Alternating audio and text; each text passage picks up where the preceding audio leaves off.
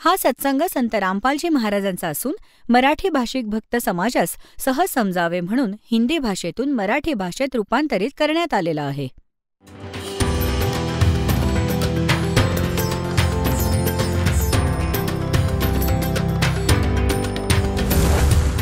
और ज्ञान सब ज्ञान डी कबीर ज्ञान सो ज्ञान और जैसे घोड़ा तोब कायम करता चले मैदान. जगद्गुरु तत्वदर्शी संत रामपालजी महाराजांचे अमृत वचन सर्व पवित्र धर्मांच्या व पवित्र शास्त्रांच्या आधारावर. हे आहे सत्यार्थ प्रकाश. याच्याविषयी काय लिहिलं आहे की वेद आदी विविध सत्शास्त्र प्रमाणे समन्वितः. वेद आदी विविध सदशास्त्रांमधील प्रमाणांच्या आधारे याची रचना केली आहे. कुणी केली आहे? श्रीमद परमहंस परिव्राजक आचार्य. महर्षी दयानंदांच्या नावामागे इतकी लांब फीत, आणि मग महर्षी दयानंद, आणि मग सरस्वती आणि स्वामी विरचित.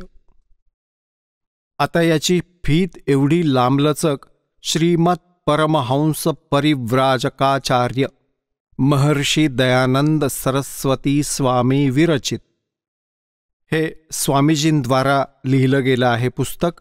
विरचित आहे आणि प्रकाशक आहेत वैदिक यतिमंडल दयानंद मठ, दीनानगर, पंजाब इथून. आणि छापलंय कुठे? हे छापलंय कुठे? आचार्य प्रिंटिंग प्रेस, दयानंद मठ, गुहाना मार्ग, रोहतक इथून छापलंय. आता याच्यात तुम्हाला 7व्या समुल्लासात घेऊन जातो.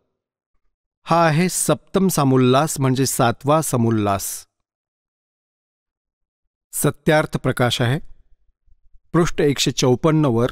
या प्रकाशनाच्या 154व्या पृष्ठावर कुणी प्रश्न केला आहे की प्रश्न ईश्वर साकार आहे की निराकार? उत्तर स्वामी दयानंदांचं की निराकार. आणि 155व्या पानावर स्वतःच मान्य करत आहेत, त्याला साकार आहेत असं सांगतायत.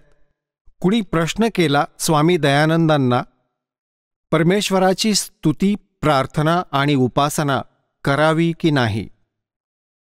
स्वामी दयानंद म्हणतात केली पाहिजे. तर प्रश्नकर्ता म्हणतोय स्तुती वगैरे करून ईश्वर आपला नियम सोडून स्तुती प्रार्थना करणाऱ्याची पापे नष्ट करेल काय? म्हणजे कोणी साधना भक्ती करेल तर भगवान त्याचे पापनाशन करेल का? स्वामीजी म्हणतात की नाही, साधना उपासना यामुळे पापनाश होत नाही. आता प्रश्नकर्ता म्हणत आहे की मग स्तुती प्रार्थना करायची आवश्यकता काय आहे जर भगवान पाप नष्ट करू शकत नाही?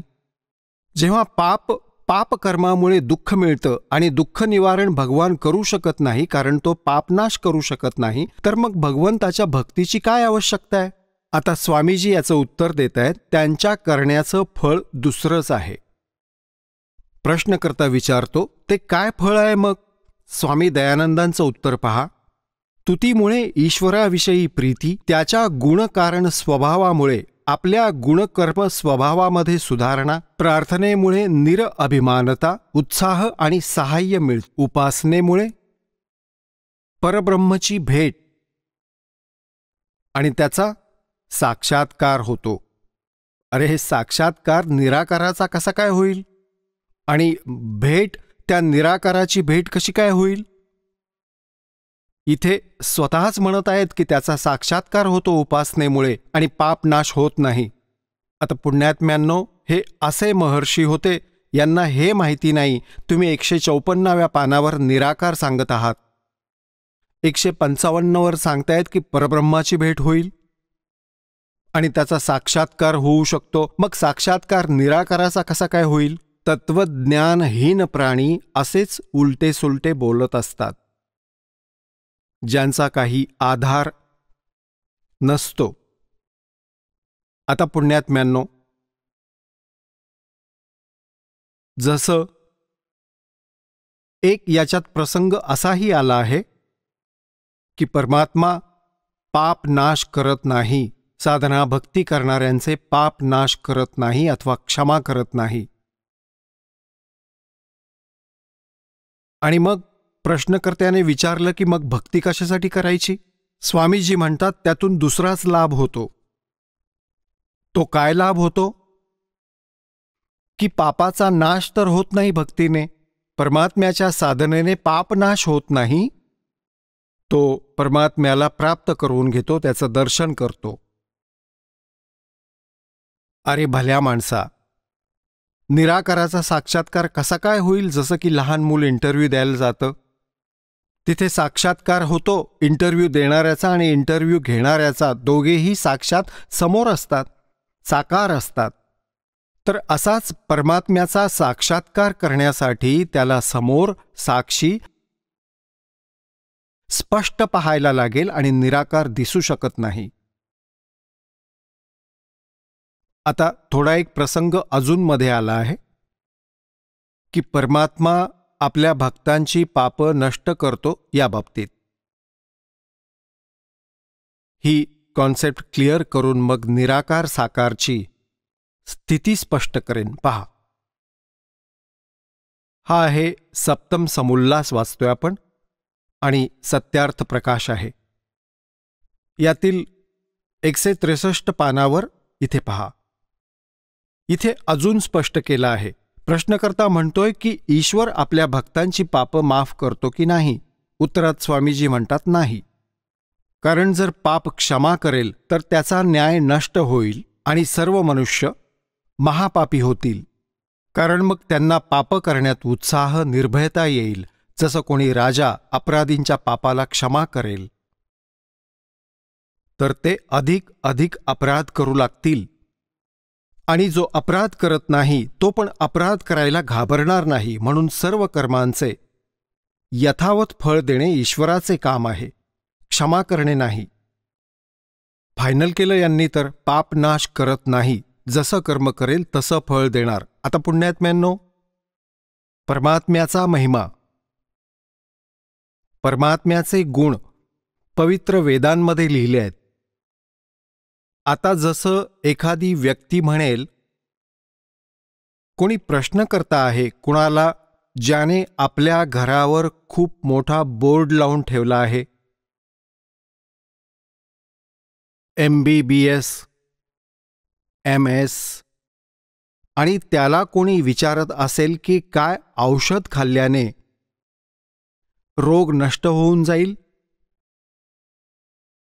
आणि तो समोरचा जो इतका लांबलचक बोर्ड लावून बसला आहे दुकान उघडून डॉक्टरकीचं, तर तो असं म्हणेल की नाही, औषध खाल्ल्याने रोग नाश होत नाही.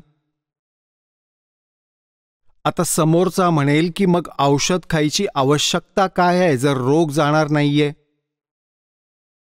रोगच बरा होणार नाहीये? तर तो समोरचा नकली डॉक्टर, वैद्य उत्तर काय देतो की औषध खाल्ल्याने रोगाचा तर नाश होणार नाही पण पैलवान बनशील.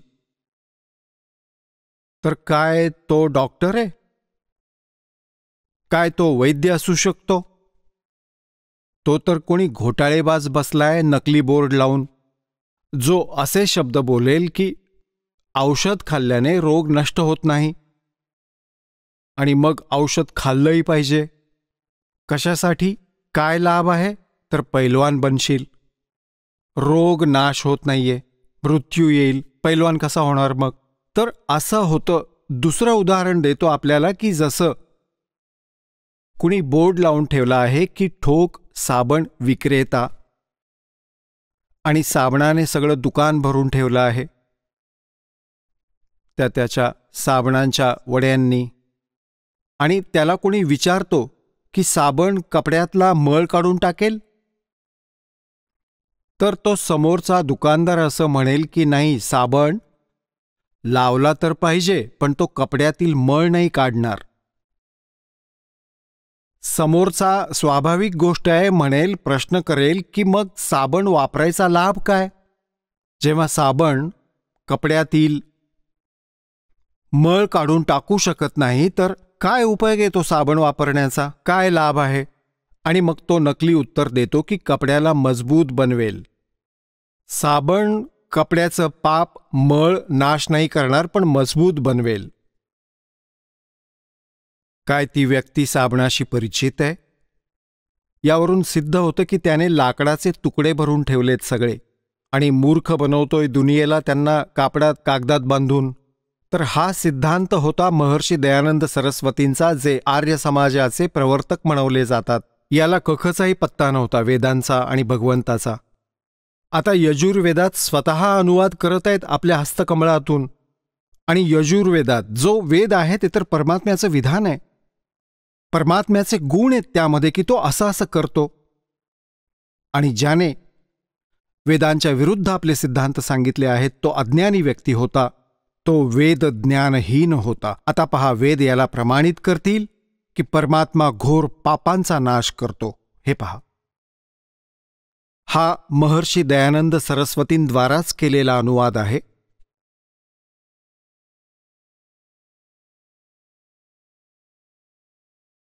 प्रकाशक आहेत सार्वदेशिक आर्य प्रतिनिधी सभा 2/5 महर्षी दयानंद भवन, रामलीला मैदान, नवी दिल्लीतून. यजुर्वेद आर्य भाषा भाष्य संपूर्ण 40 अध्याय महर्षी दयानंद सरस्वती कृत म्हणजेच दयानंदजींद्वारा अनुवादित आहे. मुद्रक आहेत prince offset printers, 1510 Pataudi house, Daryaganj, नवी दिल्लीतून. आता पहा, यजुर्वेदातील 8व्या अध्यायातील 13वा मंत्र स्पष्ट करेल. हा 8मोध्याय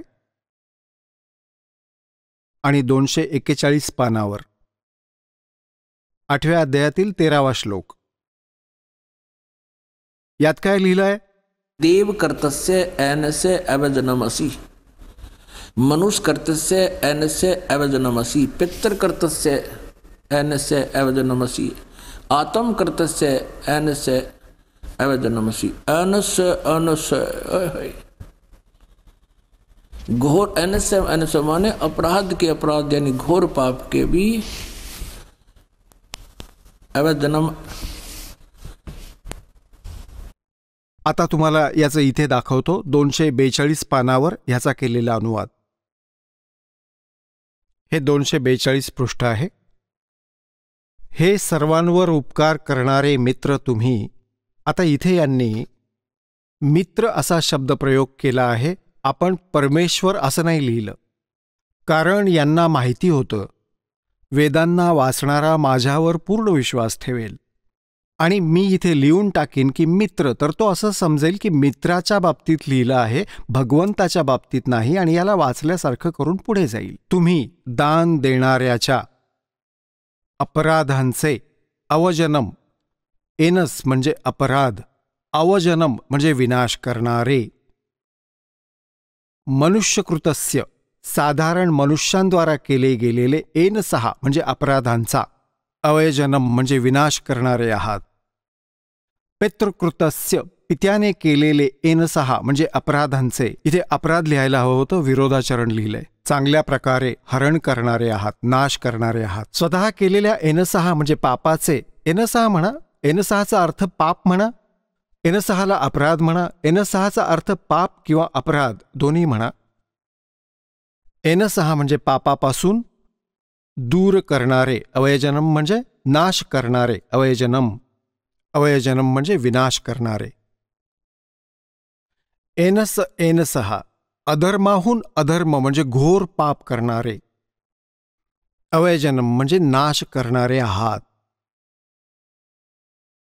हे जाणणारा मी, जो जे काही अधर्म आचरण करतो किंवा करेन, अजाणतेपणी जे काही करत असेन किंवा करतो, त्या सर्व एनसहा म्हणजे अपराधांचे, पापांचे, दुष्टाचरण नाही पापांचे तुम्ही अवयजनम म्हणजे नाश करणारे आहात. आता इथे मित्र शब्द लिहिला यांनी, इथे परमात्मा नाही लिहिलं तुम्हाला मूर्ख बनवण्यासाठी. आता पहा यांच्याच शब्दात. आता याच महर्षी दयानंदजींनी सत्यार्थ प्रकाशच्या प्रथम समुल्लासात भगवंताच्या नामाची व्याख्या केली आहे, विवरण दिलं आहे. त्यामध्ये तुम्हाला दाखवतो मित्र म्हणजे परमात्मा असा होतो. हे पहा यांच्याच शब्दात. हा आहे प्रथम समुल्लास आहे आणि पृष्ठ क्रमांक 18 सत्यार्थ प्रकाश, पृष्ठ क्रमांक 18. इथे पहा यांच्याच विचारात महर्षी दयानंदजी लिहित आहेत, जो सर्वांवर स्नेह करेल, सगळ्यांनी प्रेम करण्यायोग्य आहे, तो आहे परमेश्वर. सगळ्यांचा खरा मित्र आहे, यावरून परमेश्वराचं नाव मित्र आहे. तर जिथे यांनी मित्र शब्द लिहिला आहे तिथे आपण वाचू हे परमेश्वर आपण, बस अशी साधी गोष्ट आहे. आता मित्र म्हणजे इथे यांनी लिहिलं सर्वांवर उपकार करणारे मित्र तुम्ही, यजुर्वेदातील 8व्या अध्यायातील 13व्या मंत्रामध्ये. अनुवादात गडबड करण्याचा प्रयत्न केला आहे की वाचणारा असं समजेल की हे तर मित्राच्या बाबतीत लिहिलं आहे, भगवंताच्या बाबतीत नाही. असाच आपल्याबरोबर जसा आपला आणि आर्य समाजातील आचार्यांचा सन 2004 पासून वादविवाद चालू होता. वर्तमानपत्रात जाहिरातींच्या माध्यमातून आम्ही लिहित होतो आणि तेही उत्तर देत होते. जिथे या दासानं लिहिलं होतं की महर्षी दयानंदांना वेदांचं बिलकुल ज्ञान नव्हतं, हे म्हणतात की पाप नाश नाही करू शकत, या 7व्या समोल्लासात लिहिलं आहे भगवंताच्या साधनेने पापांचा नाश होऊ शकत नाही. जेव्हा की यजुर्वेद अध्याय क्रमांक 8 मधील श्लोक क्रमांक 13 मध्ये स्पष्ट लिहिलंय की भगवान घोर पापांचा विनाश करतो. त्यांनी उत्तर दिलं होतं की रामपाल खोटं बोलत आहेत. यजुर्वेद अध्याय क्रमांक 8 मधील श्लोक क्रमांक 13च्या अनुवादात महर्षी दयानंदांनी मित्राच्या बाबतीत लिहिलं आहे, परमेश्वराच्या बाबतीत नाही. म्हणजे जनतेला मूर्ख बनवण्याचा त्यांचा उद्देश होता. पण ते विसरले की आता आजपासून 150 वर्षांपूर्वीचा भारत नाहीये. आता आपण स्वतः शिकलेले आहोत. परमात्म्याने दया केली आहे. प्रत्येक भारतवासी आज अक्षरज्ञान युक्त आहे. आणि हे ज्यांनी ह्या सगळ्याचा अनुवाद केला आहे आणि त्यांच्याकडून जो अनुवाद होणार नाही तो हा दास करेल. आणि आत्ता सांगत आहे कारण सूक्ष्म वेदामध्ये ते प्रारंभीच लिहिले आहे परमात्म्याच्या वाणीमध्ये. आता पहा, हाच यजुर्वेद 8व्या अध्यायातील 13वा श्लोक.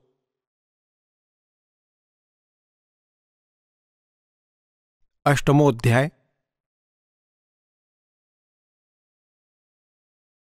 आणि हा आपण वाचला 13वा श्लोक मंत्र. इथे या ठिकाणी अनुवाद केला स्वामीजींनी. तर इथे लिहिलं की हे सर्वांवर उपकार करणाऱ्या मित्रा आपण. आम्ही असं लिहू की हे सर्वांवर उपकार करणारे परमेश्वर आपण. दान देणाऱ्याचे एनस म्हणजे अपराध म्हणजे पापांचा विनाश करणारे आहात. साधारण मनुष्याद्वारा केले गेलेल्या अपराधांचा नाश करणारे आहात. पित्याने केलेल्या एनसहा म्हणजे अपराध नाश करणारे आहात. आपण केलेल्या अपराधांचा नाश करणारे आहात.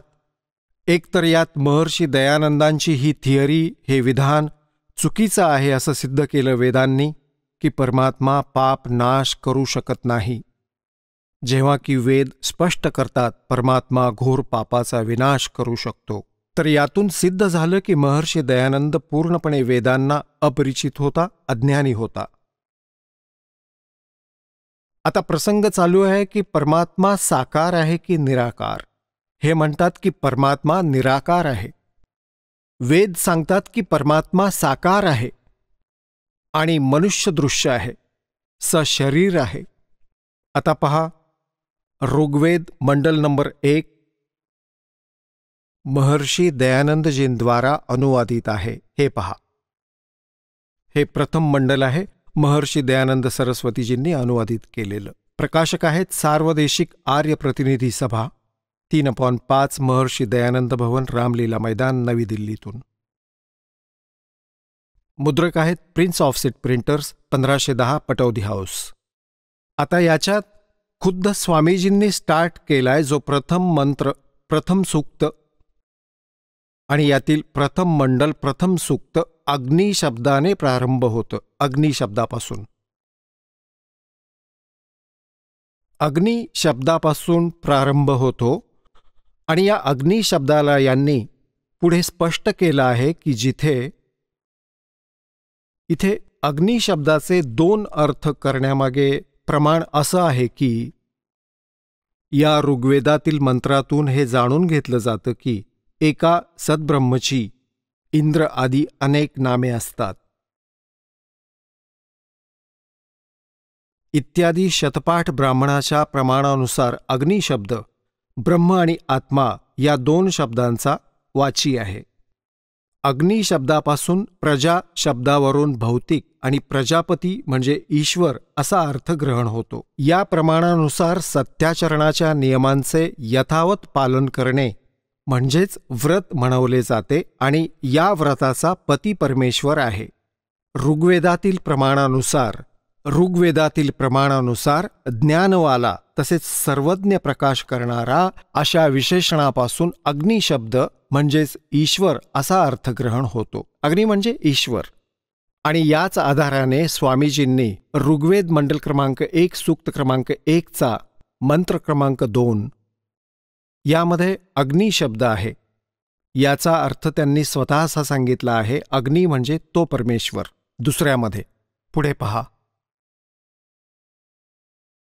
आता हा तिसरा मंत्र आहे, ऋग्वेद मंडल नंबर 1 सूक्त नंबर 1 मधला मंत्र नंबर 3. याच्यातही अग्नी, अग्नीना एव, चांगल्या प्रकारे ईश्वर. अग्नी म्हणजे ईश्वर. चौथ्या मंत्रामध्ये अग्नी म्हणजे हे परमेश्वर.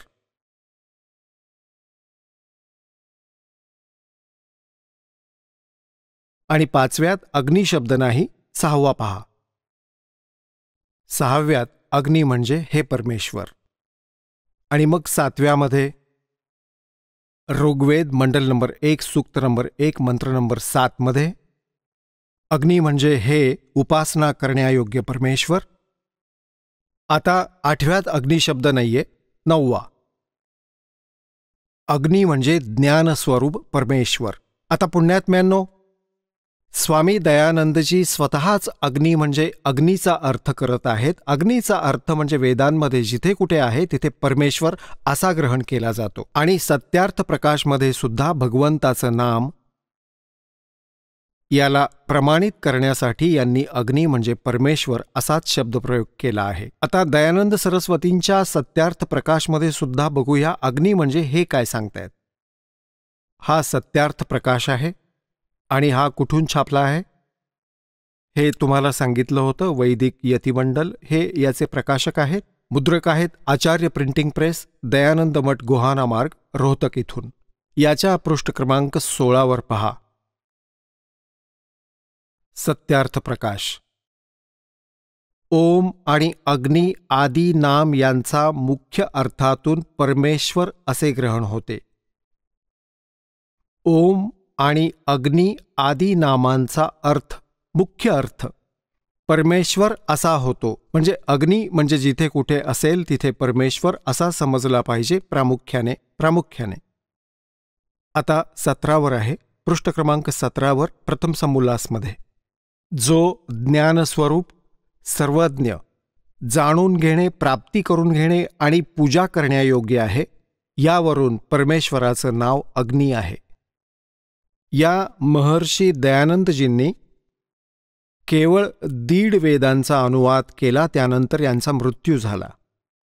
त्यानंतर उरलेले जे 2.5 वेद होते त्यांचे ह्यांच्याच द्वारा दिलेल्या सूचनांच्या आधाराने, माहितीच्या आधाराने अन्य आचार्यांनी अनुवाद केले आहेत. पहा, त्यातील एक सामवेद अनुवाद केलेला आहे. हे यजुर्वेद आणि सामवेद एकत्रच अनुवादित केले आहेत. अनुवाद करणारे यात भिन्न भिन्न आहेत. आपण सामवेदाचा अनुवाद करता पाहूया.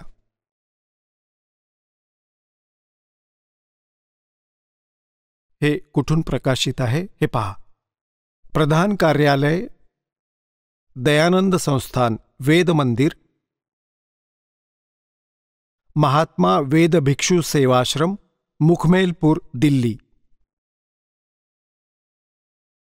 प्रकाशक आहेत पंडिता राकेश राणी, अध्यक्ष दयानंद संस्थान, 2286 आर्य समाज मार्ग, करोलबाग, नवी दिल्लीतून. आता याच्या अनुवादकर्त्याने किती छान अनुवाद केला आहे, स्पष्ट केला आहे. हा पहा, सामवेद इथून प्रारंभ होतो. सामवेद भाषाभाष्यम हा प्रथमो अध्याय आहे आणि याचे पहा मंत्र.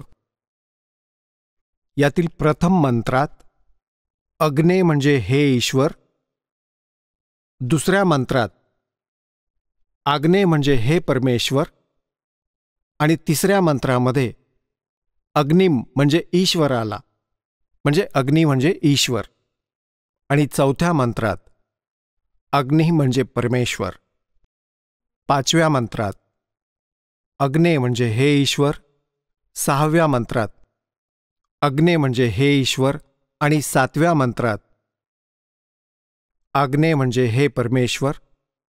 जिथेही अग्नी शब्द आहे, आणि आठव्यामध्ये अग्नी म्हणजे हे ईश्वर, आणि नवव्यामध्ये अग्नी म्हणजे हे परमेश्वर. जिथे कुठे 10व्यात अग्नी म्हणजे हे परमेश्वर, जिथे कुठे आपण पाहाल अग्नी म्हणजे हे परमेश्वर, अग्नी म्हणजे हे परमेश्वर. ठीक आहे, आता आपण येऊया आपल्या कामाच्या गोष्टीवर. आता तर हा कॉन्सेप्ट क्लिअर झाला की वेदात जिथे कुठे अग्नी शब्द आहे त्याचा अर्थ प्रामुख्याने परमेश्वर असा ग्रहण होतो. आता महर्षी दयानंदजी यांचं स्वतःचं विधान, स्वतःचा अनुभव, त्यांचा विचार तो अज्ञानी विचार होता की परमात्मा निराकार आहे, ज्यामुळे त्यांनी वेदांचं नाव लिहिलं की मी वेदांचा अभ्यास केला आहे आणि वेदांमध्ये कुठेही परमात्मा साकार लिहिलेला नाही. सत्यार्थ प्रकाशची रचना त्यांनी वेदांच्या आधाराने सोपी करून वेदांना समजून सत्यार्थ प्रकाश लिहिला. यात लिहिलेले सारे वेदांच्या अनुसार आहे, परमात्मा निराकार आहे. आता वेद काय सांगतात? परमात्मा सशरीर आहे. हे पहा, तो मनुष्य सदृश्य आहे. हा यजुर्वेद महर्षी दयानंद सरस्वतींद्वारा अनुवादित आहे. हे कुठून प्रकाशित आहे? प्रकाशक आहेत सार्वदेशिक आर्य प्रतिनिधी सभा 2/5 महर्षी दयानंद भवन, रामलीला मैदान, नवी दिल्लीतून. यजुर्वेद आर्य भाषा भाष्य म्हणजे संपूर्ण 40 अध्याय महर्षी दयानंद सरस्वतींनी याचा अनुवाद केला आहे. महर्षी दयानंद यांचे रायटर नाहीयेत वेदांचे, केवळ अनुवादक आहेत. जसे गीताजीचे अनुवादक खूप सारे आहेत. मुद्रक आहेत prince offset printers, 1510, Pataudi house, Daryaganj, नवी दिल्लीतून. आता पहा, 5व्या अध्यायातील प्रथम मंत्र. हा आहे 5वा अध्याय. हा आहे पंचमाध्यायारंभ. यातील प्रथम मंत्रामध्ये हे पहिल्या मंत्रात लिहिलं आहे, आग्ने तनुरसी विष्णवे त्वा सोमस्य तनुरसी. 2 वेळा लिहिलं आहे तनु म्हणजे शरीर. आता यांनी अनुवाद इथं चुकीचा केला आहे.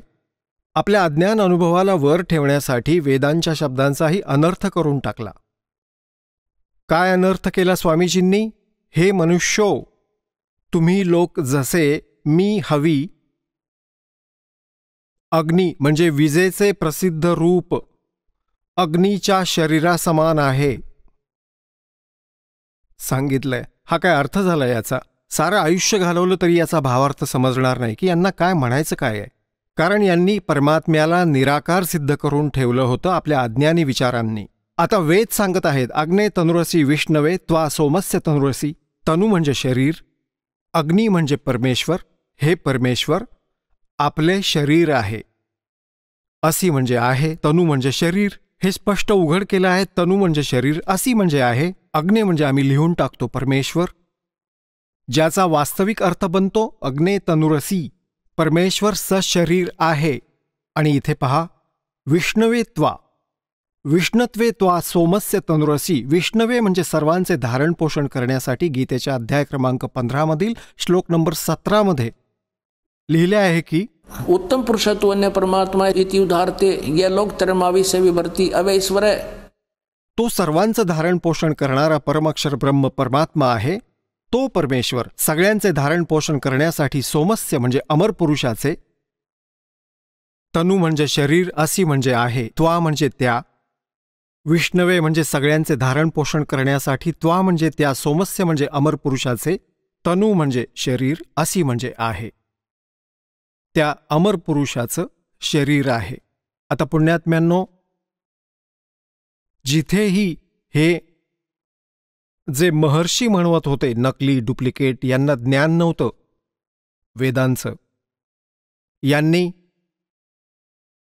या वेदांच्या अर्थाचा अनर्थ करून टाकला. याचं अजून एक प्रमाण तुम्हाला दाखवतो. प्रथम अध्यायातील 15वा मंत्र. यात काय काय बोलून ठेवलंय या अनुवादामध्ये, या दयानंदजींनी पहा.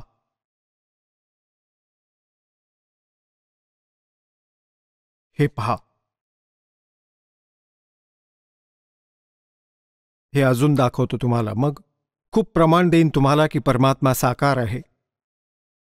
हे पहा, यजुर्वेद भाषा भाष्ये आणि हे प्रथम अध्यायातील हा प्रथमोध्याय आहे आणि यातील 15वा मंत्र आहे. याचीही सुरुवात आहे अग्ने तनुरसी. अग्ने म्हणजे परमेश्वर, तनु म्हणजे शरीर, असी म्हणजे आहे. वाचो विसर्जनम देव वित्ते तवा गृहामी वरद ग्राह असी. आता याचा अनुवाद काय केला यांनी? पहिलं तर हे पहा की अग्ने तनुरसी वाचो विसर्जनम त्वा या शब्दांचा अर्थच दिलेला नाही. यामध्ये अग्ने तनुरसी कुठेही अनुवाद नाहीये. हे जे हायलाईट करून ठेवले आहेत ते संस्कृत आहे, त्यात कुठेही अग्ने शब्द नाहीये. आणि तनुरसी नाहीये, यात कुठेही अग्ने शब्द नाहीये. यामध्ये अग्ने तनुरसी कुठेही नाहीये. अर्थच केला नाही, कारण पितळ उघडं पडलं असतं, पुढे 2 वेळा करावं लागलं असतं उलटसुलट.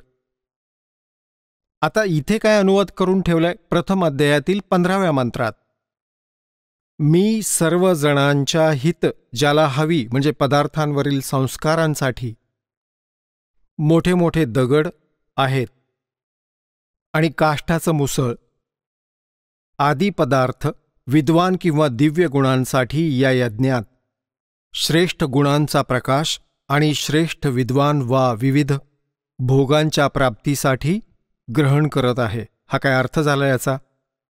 मोठे मोठे दगड आणि काष्ठाचं मुसळ ग्रहण करतो. भगवान काय करेल त्या मोठमोठ्या दगडांचं आणि काष्ठाच्या मुसळांचं? याचा अर्थ काही दुसराच बनतो, जो महर्षी दयानंद समजू शकले नाहीत. तो अनुवाद दासाने केला आहे. पुन्हा वाचा, हे काय अर्थ आहे? हे काय बरोबर आहे? मोठे मोठे दगड आणि काष्ठाचं मुसळ हे मी ग्रहण करतो, भगवान म्हणतायत. आता आपण परत येऊया अध्याय नंबर 5 मधील श्लोक नंबर 1 वर. आता पहा, यजुर्वेद हा 5व्या अध्यायातील आपण प्रथम मंत्र पाहिला आहे.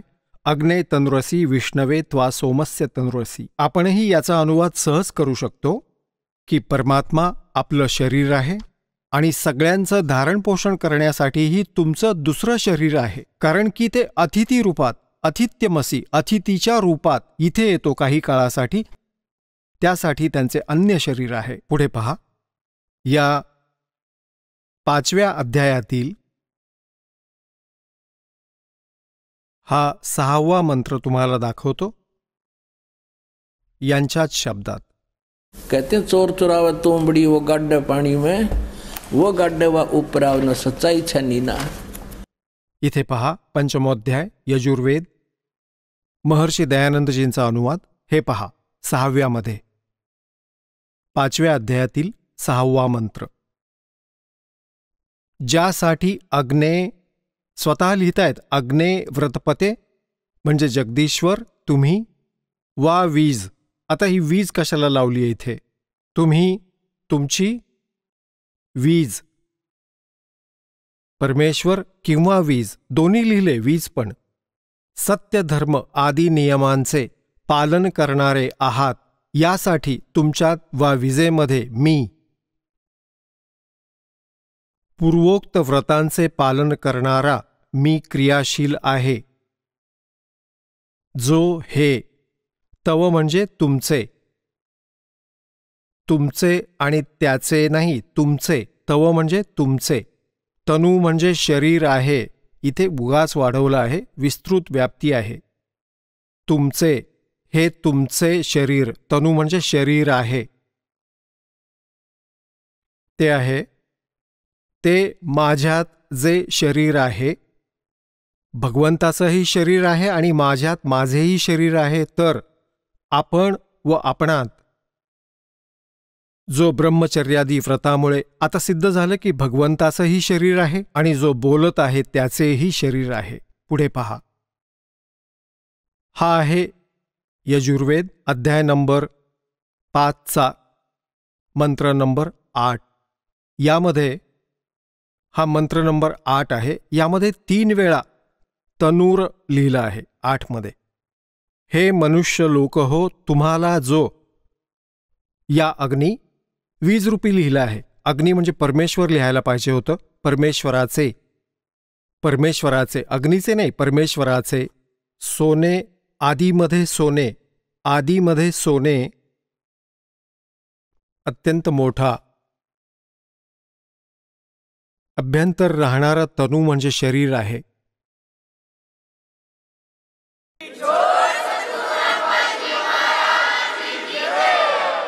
चला आता आपण त्या श्रद्धाळूंचे अनुभव जाणून घेऊया ज्यांनी जगद्गुरु तत्वदर्शी संत रामपालजी महाराज यांच्याकडून दीक्षा प्राप्त केलेली आहे, तसेच त्यांच्याद्वारे सांगितलेल्या भक्ती मार्गावर चालत आहेत.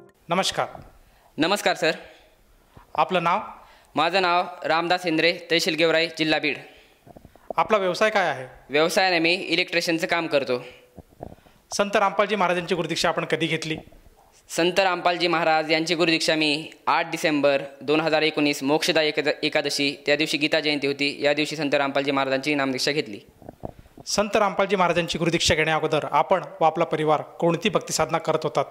सर, हे खूप विस्तारपूर्वक सांगेन. संत रामपालजी महाराज यांची नामदीक्षा घ्यायच्या अगोदर आमच्या घरामध्ये पारंपरिक श्री वारकरी संप्रदाय आहे, यांची भक्ती सगळे घरचे करत होते. त्याचबरोबर मी लहानपणापासूनच अगदी माझ्या आयुष्याच्या जेव्हापासून मला कळतंय तेव्हापासून, म्हणजे वयाच्या 5व्या वर्षापासून, जसंच नामदेव महाराजांनी लिहून ठेवलं जन्मता पांडुरंगे जीवे वैरी लिहिले, अगदी अशा प्रकारेच माझा ज्यावेळेस जन्म झाला होता त्यावेळेसपासूनच आमच्या घरामध्ये परंपरागत वारकरी संप्रदायाची, तसेच हिंदू धर्मामध्ये प्रचलित जेवढेही काही धार्मिक क्रिया आहेत, जेवढेही काही धार्मिक जे काही तीर्थव्रत सगळं काही असेल, अगदी हे आमच्या घरामध्ये परंपरागत हे सगळं आम्हाला लहानपणापासूनच ऐकायला मिळायचंच. घराची सुरुवात सकाळी झाली तर हरिपाठापासून सुरुवात व्हायची, रात्री संध्याकाळी जरी झाले तरी एखादा स्तोत्र, एखादा मंत्र, हे सगळं लहानपणापासून आमच्या घरामध्ये आम्ही रोजच अनुभवायचो. लहानपणी आमची आई आम्हाला रामरक्षा स्तोत्र, श्री रामांच्या कथा, ध्रुवाच्या कथा, प्रल्हादांच्या कथा, जेवढे काही धार्मिक सदग्रंथ आहे यातल्या कथा, हे आम्हाला रोजच आमच्या घराचा नित्यक्रम होता. सर, जसं तुम्ही सांगत आहात की अगदी वयाच्या लहानपणापासूनच आपण भक्ती मार्गात आहात, तर मला हे विचारायचं आहे, महाराष्ट्र आज संतांची भूमी म्हणून ओळखली जाते, तर असं असताना आपण महाराष्ट्रामध्ये जी भक्तिविधी सोडून संत रामपालजी महाराज त्यांच्याकडे कसे आकर्षित झाला आणि त्यांची भक्ती मार्ग आपण का स्वीकारला? हा खूप आणि खरंच मोठा प्रश्न आहे सर माझ्यासाठी. लहानपणापासून अध्यात्माचं इतकं वेड, असं खूपच वेड होतं, आणि अध्यात्मामध्ये मला स्वतः कुठून ही रुची येत होती हे कळत नव्हतं. एक तर लहानपणापासून हे घरचंच आमचं भक्तीचं बीज माझ्यामध्ये पेरलं गेलं. त्याच्यानंतर ज्यावेळेस मला जसं जसं कळायला लागलं तसं जसं माझ्या लक्षात येत चाललं, जसं जसं धर्मशास्त्राचं अध्ययन होत चाललं, जसं जसं एक एक देवी देवता यांचं मी पुस्तकाचं अध्ययन करत गेलो, त्यानंतर हा जन्म काय, हा कर्म काय, हे सगळे धर्म वगैरे यांच्याबद्दल मला आकर्षण होत गेलं. मी उठायचो, एक तर मंदिरात जायचो, धार्मिक क्रिया करायचो, विशेष म्हणजे मला भगवंताची, देवाची इतकं अत्यंत वेड होतं. तर प्रत्येक वेळी काहीतरी करावं, त्या देवाला मिळवावं. जसे माझ्या आईने मला घरून संस्कार दिले. माझी आई लहानपणी कथा सांगायची ध्रुवाची, आई कथा सांगायची प्रल्हादाची, आई कथा सांगायची रामायणाची, महाभारताची, आणि या कथेमधून असं सिद्ध व्हायचं की या ज्या ज्या साधू संतांनी, ज्या ज्या भक्तांनी काहीतरी क्रिया केली, ज्यांनी भगवंत प्राप्तीसाठी काहीतरी प्रयत्न केले, ते एका विशेष स्थानावर पोहोचले. मग ते स्थान कोणचं, नेमकं त्यांनी कोणची क्रिया केली? जिथे लोक लहानपणी खेळायचे, जिथं माझ्या वयाचे मुलं खेळायचे, त्या वयामध्ये मी लांब शेतामध्ये जाऊन बसायचो, शोध घ्यायचो की या आभाळाच्या वरी काय, मी आलोय कुठून, मला जायचंय कुठं, नेहमी बघत बसायचो, एकांतामध्ये चिंतन करायचो. जसं जसं वय वाढत गेलं तसं तसं मी अनेक धार्मिक संतांना, धार्मिक कीर्तनकारांना यांचे कीर्तन प्रवचन ऐकत गेलो. त्यानंतर वाचनाची मला विशेष आवड लागली. हेच वाचन पुढं जाऊन जाऊन कधी धर्मापर्यंत आलं हे कळलं नाही, की ज्यावेळेस आम्ही शिवपुराण वाचायचो तर तिथं महादेवाला महत्त्व दिलं जायचं, सगळं काही शिव आहे हे सांगायचं. ज्यावेळेस श्री विष्णू पुराण वाचायचो त्यात भगवान विष्णू मोठे होते हे सांगितलं जायचं. त्यानंतर श्रीमद देवी भागवत वाचायचं, यामध्ये देवीची महिमा सांगितलेली. अशा प्रत्येक पुराणामध्ये प्रत्येक त्या त्या इष्टदेवतांची साधना सांगितलेली होती, आणि सगळे देवता एका वेगळ्या देवतेकडे इशारा करत होते. हरिपाठामध्ये सुद्धा हेच प्रमाण आम्ही ऐकायचो. मग हे ज्यावेळेस प्रमाणे आम्ही पाहायचो त्यावेळेस माझे आणखीन गहन या विषयाकडे चिंतन माझं वाढत झालं. मी प्रत्येक कीर्तनाकडे कार्याकडे ज्यावेळेस ऐकायचो त्यांना प्रश्न विचारायचो की देव कुठे असतो, भगवान कुठे राहतो, अध्यात्म काय आहे, परमेश्वर कोण आहे. पण हे असे प्रश्न होते की ते आपापल्या पद्धतीने त्याचं उत्तर द्यायचं आहे, पण ज्या प्रश्नाचं उत्तर मला हवं आहे हे कुठेही मिळत नव्हतं. अगदी हेच प्रश्न मला पडत असताना लहानपणापासून जशी मला आवड होती, प्रत्येक यात्रेत जायची, जत्रामध्ये जायची, अशाच प्रकारे मी 8वीमध्ये असताना एकटाच जायचो कधी घराच्या बाहेर. आणि पैठणला नाथ महाराजांची शेष्टी असते, त्या शेष्टीमध्ये गेलो. शेष्टीत गेल्याच्या नंतर तिथं पुस्तकाचा खूप मोठा स्टॉल लागला होता आणि एकच व्यक्ती होते तिथं जे एकच प्रकारचं पुस्तक विकत होते. त्यांना पुस्तक विचारलं, पुस्तक पाहिलं, त्या एवढ्या मोठ्या पुस्तकाचं धर्मार्थ मूल्य केवळ 10 रुपये होतं. पुस्तकाच्या मागचे प्रश्न पाहिले, प्रश्न पाहताच माझ्या डोक्याला एकदम झटका बसल्यासारखे ते प्रश्न होते. त्या प्रश्नामध्ये इतकं जबरदस्त लिहिलेलं होतं की आजपर्यंत हे प्रश्न मी कधी ऐकलेले नव्हते आणि मी या प्रश्नाच्या शोधात होतो. अगदी जे मला हवं होतं त्या पुस्तकाच्या मागच्या पेजवर हे सगळं लिहिलेलं होतं. तर ज्यावेळेस हे पुस्तक पाहिलं, मी ते पुस्तक तात्काळ घेतलं आणि घरी येऊन अगदी 4 दिवसामध्ये मी सगळी ज्ञानगंगा वाचून काढली. ज्यावेळेस ही ज्ञानगंगा वाचली त्यावेळेस माझ्या डोळ्यात पाणी आलं. आम्ही रोज भगवद्गीता वाचायचो. भगवद्गीता म्हणजे हिंदू धर्मातल्या 4 वेदाचा सार. 4 वेदामध्ये जी साधना सांगितली त्याचा सगळा सार भगवंताने भगवद्गीतेमध्ये उतरून ठेवला. आणि या भगवद्गीतामध्ये हिंदू धर्माचे, आम्ही ज्या आमच्या धर्माला सनातन म्हणतो, वैदिक धर्म म्हणतो, या धर्माचे मूळ तत्व पवित्र भगवद्गीतेमध्ये उच्चारलेले सगळे उतरून ठेवलेले होते. हे भगवद्गीतेचं आम्ही रोज वाचायचो. भगवद्गीतेच्या 7वा अध्याय श्लोक नंबर 19मध्ये लिहून ठेवलं, कामेस तेथे रतज्ञाता प्रपद्धते अन्य देवता त्वम नियमास्ताय प्रकृता नियता स्वाहा. ज्यांचं ज्ञान भौतिक कामनाने हरवलंय ते एक सोडून अनेक देवी देवतांना शरण जातात. हे ज्यावेळेस आम्ही वाचलं आणि पुस्तकामध्ये प्रमाण पाहिलं, ते पुस्तक एकदा 4 दिवसामध्ये वाचून काढलं. परत बुद्धीमध्ये अहंकार बसलेला असतो की हे ज्ञान इतर गुरुकडे का नाही, यांच्याकडेच का. म्हणून मी ते दररोज वाचायला चालू केले. आणि मी ते पुस्तक नुसतं वाचत नव्हतो, त्या पुस्तकाच्या शेजारी माझ्या घरातले जेवढेही काही सदग्रंथ आहे ते सगळे सदग्रंथ समोर ठेवायचो आणि ते पुस्तक वाचून काढायचो. ज्यावेळेस आम्ही पाहिलं, पुस्तकामध्ये लिहिलं होतं ब्रह्मा विष्णू महेश यांची उत्पत्ती कशी झाली. माझ्या डोक्याला धक्का बसला.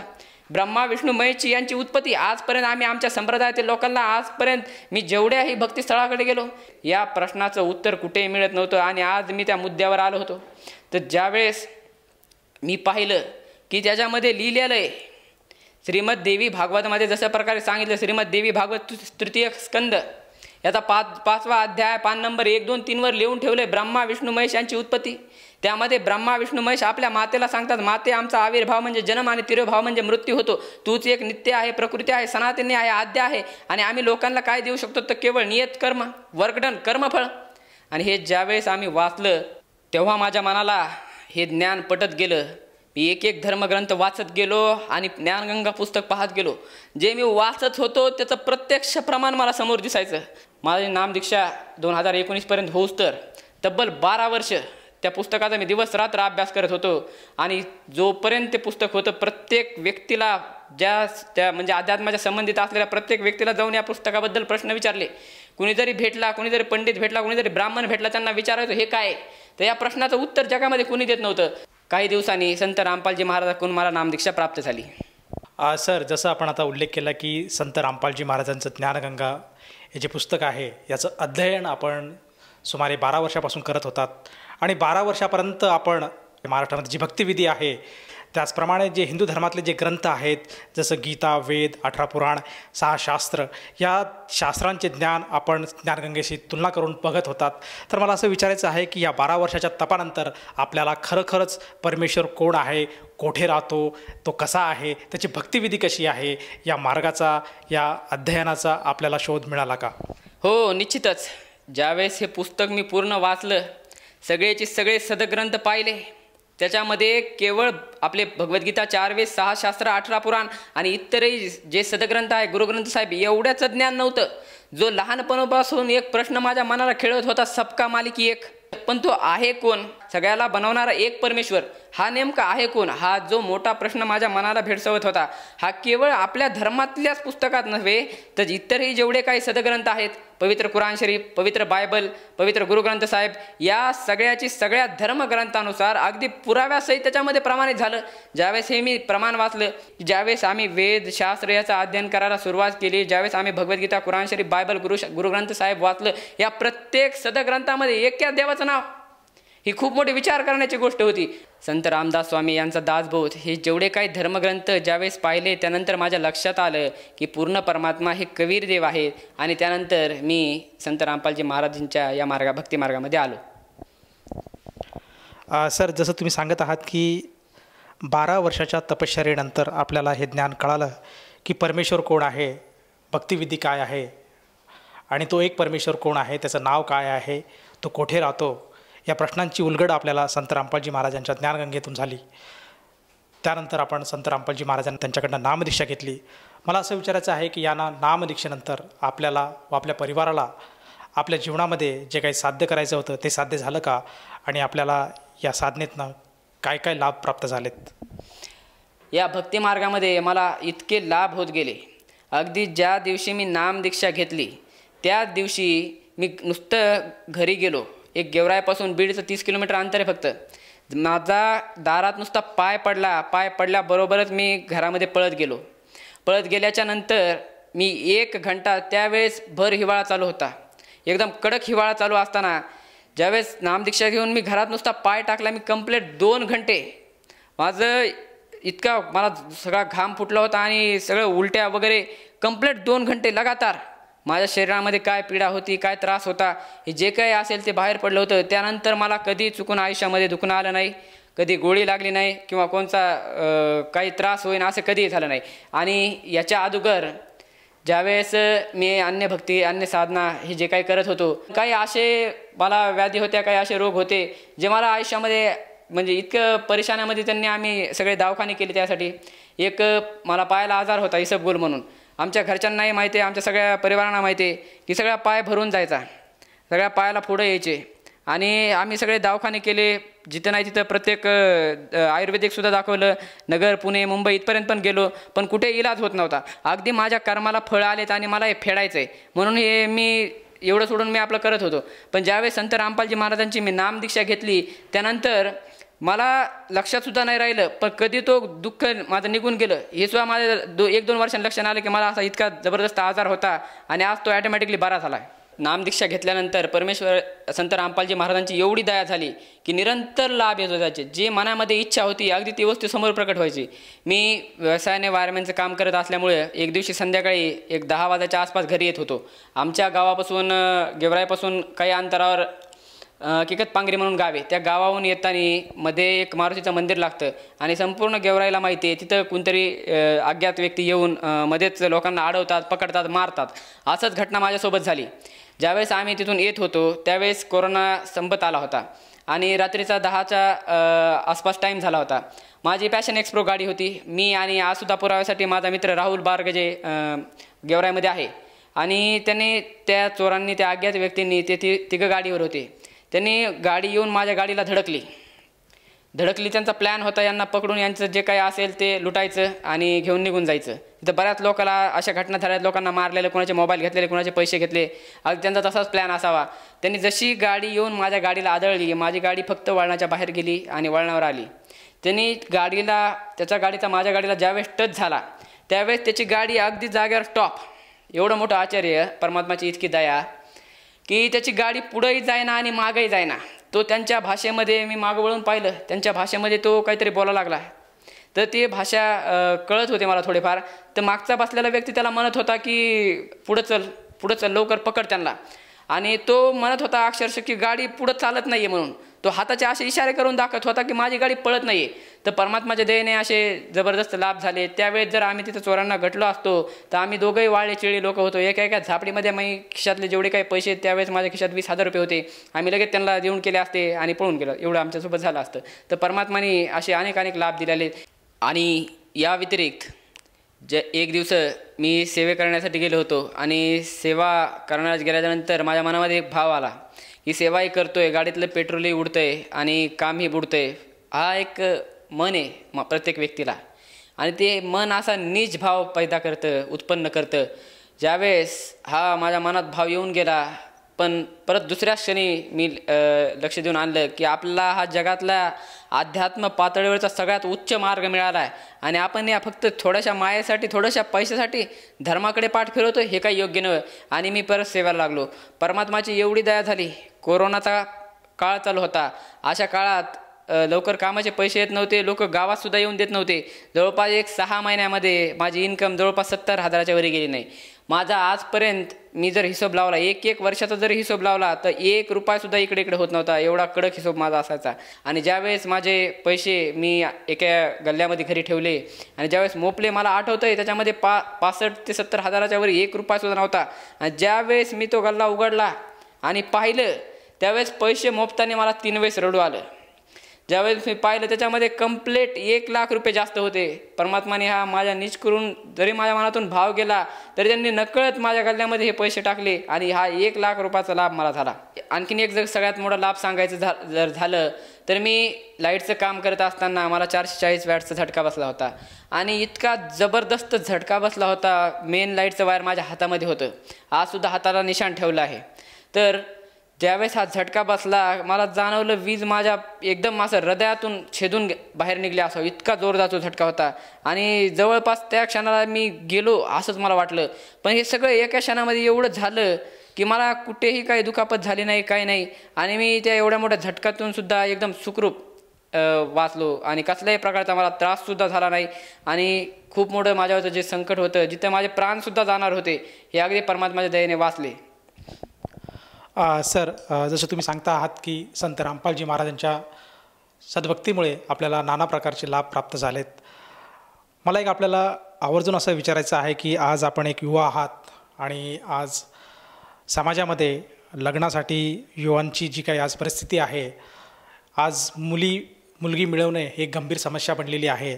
त्याचप्रमाणे लग्न कार्यामध्ये हुंडा घेणे, देणे आणि नाना प्रकारचा खर्च करणे हे आज समाजामध्ये आज श्रेष्ठतेचा विषय निर्माण झालेला आहे. आणि ज्याची परिस्थिती नसते ती व्यक्तीसुद्धा आज लग्नासाठी खर्च करते, व्याज घेते, कर्ज घेतो आणि खूप अशा प्रमाणात खर्च करतो आणि आपल्या मुलामुलींचं लग्न संपन्न करतो. तर आज आपण पण युवा आहात, तर मला असं विचारायचं आहे, आपलं लग्न झालेलं आहे का? हो, संत रामपालजी महाराजांची नामदीक्षा घेतल्याच्या नंतरच अगदी 3 वर्षातच माझा दहेजमुक्त विवाह झाला. या विवाहाची एक विशेष गोष्ट मी आज माझ्या बघणाऱ्या सगळ्या समाज बंधूंना, जे काही लोक मला या चॅनलच्या माध्यमाने बघत आहेत, यांना आवर्जून सांगणार आहे की संत रामपालजी महाराजांनी एक आदर्श विवाह पद्धती स्थापन केली आहे. याच्यामध्ये 1 रुपयासुद्धा घेतला जात नाही, 1 रुपयासुद्धा दिला जात नाही. कोणत्याही प्रकारचं देणं घेणं होत नाही.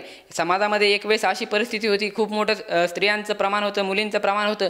त्यावेळेस लोकांनी एक समाजातली कृपता, हुंडा देणं घेणं, यामुळे मुलीची संख्या कमी झाली. लोकांनी आभूषण केले, मुलींचे गर्भपात केले. त्या स्त्रियांची संख्या दिवसेंदिवस कमी होत गेली आणि एक वेळेस आज सध्या अशी समाजामध्ये वेळ आहे की लोकांना मुलीसुद्धा मिळणार झाल्यात. अशा वेळेस संत रामपालजी महाराजांनी ही आदर्श विवाह पद्धती संपूर्ण विश्वामध्ये आदर्श ठरत आहे. इथे कसल्याही प्रकारचं कोणतंही बंधन राहत नाही, ना जातीचं बंधन आहे, ना धर्माचं बंधन आहे. संत रामपालजी महाराजांच्या कृपेने माझा जो विवाह झाला हा फक्त 17 मिनिटांमध्ये झाला. याच्यामध्ये कोणत्याही प्रकारचा खर्च नव्हता, ना कोणत्याही प्रकारची देवाणघेवाण होती. सर, जसं तुम्ही आता उल्लेख केला की आपला रमणी अर्थातच विवाह सोहळा पार पडला आणि दहेजमुक्त अशा स्वरूपात आपला हा विवाह सोहळा पार पडला. यामध्ये कुठल्याही प्रकारची वस्तूची किंवा धनराशीची देवाणघेवाण केल्या गेली नाही. अतिशय उत्तम असा मार्ग संत रामपालजी महाराज आपल्या अनुयायांकडनं करून घेत आहेत. हे अतिशय कौतुकास्पद आहेत. तर ह्या अनुभवातून मला असं विचारायचं आहे की जे आज युवा आहेत आणि जे काही भक्तीपासून अलिप्त आहेत, त्या सर्वांना आपण आपल्या अनुभवातून, आपल्या भक्तिमार्गातून त्यांना उद्देशून काय संदेश द्याल? माझ्या सध्या आता या चॅनलवर जेवढे काही लोक पाहत आहे यांना मी आवर्जून सांगेन, प्रत्येक व्यक्ती हा प्रत्येकाच्या घरी धर्म आहे, प्रत्येक व्यक्ती धार्मिक आहे आणि धर्माला मानणारे आम्ही सगळे देववादी आहोत. पण आपल्या सगळ्या शास्त्रामध्ये, सगळ्या वेदशास्त्राचा, पुराणाचा, सगळ्या संतांनी हा संतांचा महिमा जो सांगितला आहे, याच्यामध्ये त्यांनी सांगितलं की आपण जसं आमच्या हिंदू धर्मामध्ये प्रचलित सगळ्यात लहान मुलाला घरापासूनच ट्रेनिंग असते. आमच्या शाळेत आमच्या मुलांना लहान लहान मुलाला शिकवलं जातं की गुरुर ब्रह्मा गुरुर विष्णू गुरुर देव महेश्वरा गुरुर साक्षात परब्रह्म तस्मै श्री गुरु नमः. पण हा श्लोक पूर्ण नाही. गुरुर ब्रह्मा आहेत, गुरुर विष्णू आहेत, गुरुर साक्षात परब्रह्म आहेत, पूर्ण ब्रह्म आहेत. पण नेमकं कोणचे गुरु पूर्ण ब्रह्म आहेत? तर आणखीन एक पुढं श्लोक आमच्या शास्त्रामध्ये येतो की अखंडम मंडलाकारम व्याप्तम येनम चराचरम तत्पदम दर्शनम येनम तस्मै श्री गुरुवे नमः. जो अखंड मंडलामध्ये, अखंड म्हणजे पूर्ण गोले, या प्रत्येक गोलामध्ये व्याप्त, प्रत्येक चराचरामध्ये व्याप्त असणाऱ्या प्रभूंना, भगवंतांना दाखवणारे जो गुरु आहेत हे पूर्ण गुरु आहेत, हे सद्गुरू आहेत. आणि अशा सद्गुरूला मी नमन करतो. तर हे सद्गुरू संत रामपालजी महाराज आहेत. आज त्यांच्याच कृपेने, त्यांच्याच दयेने हे भक्तिमार्ग जो या संपूर्ण विश्वामध्ये मोक्षाचं साधन आहे, हा इतका सोपा आहे आणि सगळ्या शास्त्रानुसार, सगळ्या धर्मग्रंथानुसार प्रमाणित आहे. तर या चॅनलच्या माध्यमातून मला पाहणाऱ्या माता बंधू आणि सर्वांना माझी हात जोडून करबद्ध प्रार्थना आहे की तुम्ही खरंच आपले सगळे, जसं माऊलीने सांगितलं, 4 वेद दान 6 शास्त्र कारण 18 पुराण हरिसिगाती मंथोनी नैनिता तैसे ज्ञानंता वाया व्यर्थवता सांडे मार्ग. याप्रमाणे आपले सर्व धर्मशास्त्र पहाच्याचा अध्ययन करा आणि त्या धर्मशास्त्रानुसार खरा परमात्मा, खरा प्रभू, खरा परमेश्वर, खरा अल्लाह, गॉड, रब हा कोण आहे हे स्वतः निष्कर्ष घ्या. बाकीचा पसारा सोडून घ्या. ज्याप्रमाणे लोण्यातून केवळ मंथन केल्याच्या नंतर जशा प्रकारे तूप बाहेर येतं, तशा प्रकारे जो सत्य मार्ग आहे तो स्वीकारा. आणि हा सत्य मार्ग संपूर्ण 21 ब्रह्मांडामध्ये केवळ आणि केवळ जगद्गुरू रामपालजी महाराजजी यांच्याकडेच आहे. तो सर्वांनी घ्यावा ही सगळ्यांना मी प्रार्थना करतो. सर, जसं तुम्ही सांगत आहात की आज समाजामध्ये संत रामपालजी महाराज हे सत्यज्ञान, खरं ज्ञान आणि खरा भक्तीचा मार्ग सांगत आहेत. तर भक्त समुदायाने आज आपल्या धर्मग्रंथाशी त्याची तुलना करून घ्यायला हवी आणि खरा सद्भक्तीचा मार्ग कोणता आहे याची पारख करून आज सर्वांनी संत रामपालजी महाराजांच्या शरणात यायला कुठलीही शंका नाही. तर ह्या अनुषंगाने एखाद्या साधकाला जाणवलं की आपणसुद्धा संत रामपालजी महाराजांची नामदीक्षा घ्यायला काहीच हरकत नाही, तर तो व्यक्ती किंवा तो साधक संत रामपालजी महाराजांची नामदीक्षा कशी घेऊ शकेल? संत रामपालजी महाराजांची नामदीक्षा घेणं अत्यंत सोपे आहे. आपण ज्या चॅनलच्या माध्यमातून मला पाहत आहात, या चॅनलच्या खाली एक लाईन चालते. या लाईनवर मोबाईल नंबर दिलेले असतात. आपण तिथे संपर्क करू शकतात.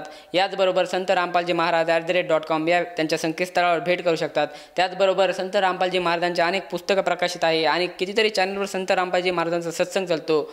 यावर आपण संपर्क करून अधिक माहिती घेऊ शकतात आणि जवळच्या नामदान सेंटरवर भेट देऊ शकतात. सर, जसं आता आपण उल्लेख केला आहे की संत रामपालजी महाराजांचे अनेक चॅनलवर सत्संग प्रसारित होतात. त्याचप्रमाणे सोशल मीडियाच्या प्रत्येक प्लॅटफॉर्मवर जसे की फेसबुक, यूट्यूब, ते इंस्टाग्राम अशा विविध प्रकारच्या सोशल मीडियाच्या प्लॅटफॉर्मवर संत रामपालजी महाराजांचं ज्ञान हे प्रसारित होत आहेत. तर ह्या माध्यमातून एखादा साधक संत रामपालजी महाराजांच्या संपर्कात येऊ शकतो आणि हे ज्ञान ग्रहण करून मोक्षाला प्राप्त होऊ शकतो. तर ह्या अनुषंगाने एखाद्या साधकाला जाणवलं आणि त्याला जी नामदीक्षा घ्यावायची असेल तर त्यासाठी त्या साधकाला, या साधनेसाठी किती पैसे मोजावे लागतात? ही सगळ्यात मोठी गोष्ट आहे. ज्यावेळेस आम्ही इतर धर्मगुरूकडे जायचं तर तिथं आम्हाला दान, दक्षिणा हे सगळे द्यावं लागायचे. पण संत रामपालजी महाराजांचं एवढं अद्वितीय ज्ञान आहे आणि इथं आल्यावर आश्चर्याची गोष्ट म्हणजे कुणालाही 1 रुपयासुद्धा लागत नाही. अगदी निशुल्क आणि धर्माचं एवढं मोठं अमूल्य ज्ञान इथं दिलं जातं. अशा प्रकारे संत रामपालजी महाराजांची नामदीक्षा होते. धन्यवाद सतसाहेब.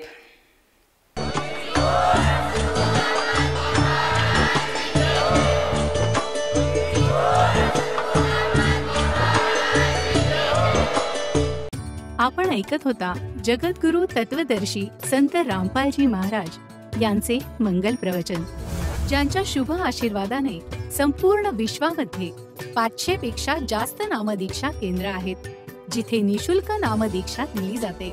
निशुल्क नामदीक्षा प्राप्त करण्यासाठी आणि अधिक माहितीसाठी संपर्क करा 7030303951 7030303952.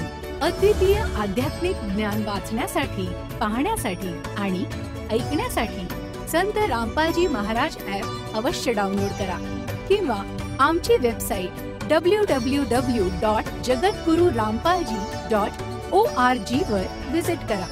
आम्हाला सोशल मीडियावर फॉलो करा. सर्व पवित्र धर्मांच्या पवित्र शास्त्रांवर आधारित प्रमाणित अनमोल पुस्तक ज्ञानगंगा किंवा जगण्याचा मार्ग यापैकी कोणतेही एक पुस्तक निशुल्क मागवण्यासाठी आपण आम्हाला आपले पूर्ण नाव, पूर्ण पत्ता, पिनकोड आणि फोन नंबरसह लिहून 7030303951 किंवा 7030303952 या नंबरवर SMS करू शकता किंवा 7030303950 या नंबरवर व्हॉट्सअप देखील करू शकता.